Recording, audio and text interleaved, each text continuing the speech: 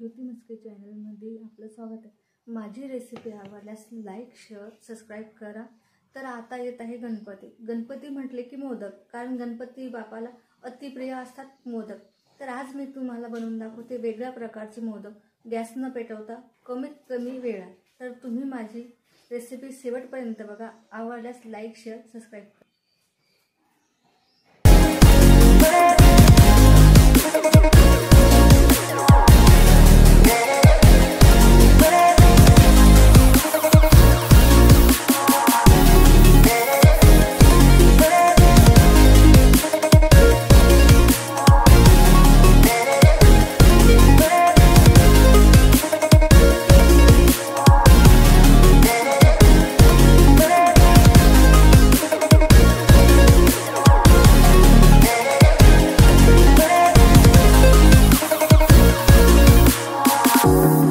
गणपती बाप्पा म्हटलं तर मोदक येणारच, आणि गणपती बाप्पाचा आवडता नैवेद्य म्हणजे मोदक।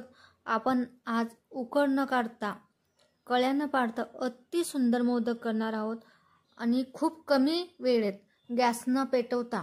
आणि रेसिपी एकदम सोपी आहे, तुम्ही कमी वेळात करू शकता। त्यासाठी मी इथे घेतलेलं आहे मारीगोल्डचे बिस्किटे, आणि मारीगोल्डचे बिस्किट मी एका बाउलमध्ये काढून त्याचे छोटे छोटे कट करून त्याला मिक्सरमध्ये बारीक करून घेतले, कारण जास्त जाडसर ठेवायचे नाही, बारीक करून घ्यायचं।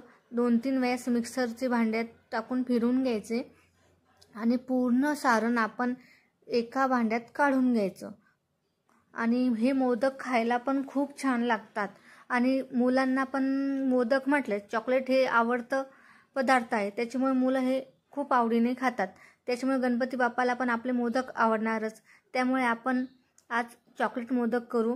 मोदकसाठी कमी वेळेत होणारे मोदक आहे आपले, कारण त्या दिवशी आपल्याला पूजेची घाई असते, त्याच्यामुळे गणपती बाप्पाची तयारी करायची असते, नैवेद्य करायचा असतो, त्यामुळे आपण कमीत कमी वेळेत हे मोदक करू शकतो। त्यासाठी तुम्हाला फक्त मारीगोल्डचं बिस्किट लागणार आहे। तर तुम्ही बघू शकता मी पूर्ण मिक्सरमधून बिस्किटे बारीक करून घेतलेले आहे। ते एका बाउलमध्ये टाकून घेते। हे मिश्रण एका बाउलमध्ये टाकून घेतल्यानंतर आताच्या साहाय्याने मिक्सरमधलं सर्व काढून घेते। तुम्ही बघू शकता पूर्ण मिक्स एकत्र करून घेते।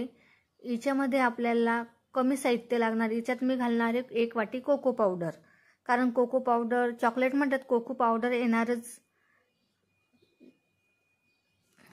1 वाटी साखर, तुम्हाला जर आवडत असेल तर तुम्ही जास्त प्रमाणात साखर पण घालू शकता, कारण कोणाला अति गोड, कोणाला कमी, कोणाला डायबिटीस असते, त्याच्यामुळे साखर ही आपल्या प्रमाणानुसार घालायची।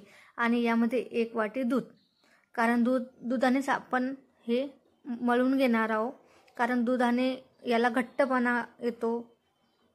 त्यासाठी मी हाताच्या साहाय्याने पूर्ण मिक्स करून घेते।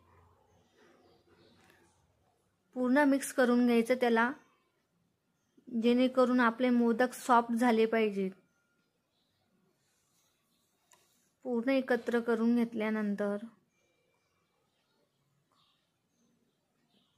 आणि हे जे आपण मिश्रण बनवतोय हे घट्टच करायचं, जेणेकरून आपले मोदक करताना आपल्याला ते आपल्या साचेच्या बाहेर इझिली बाहेर पडतील। जर तुम्ही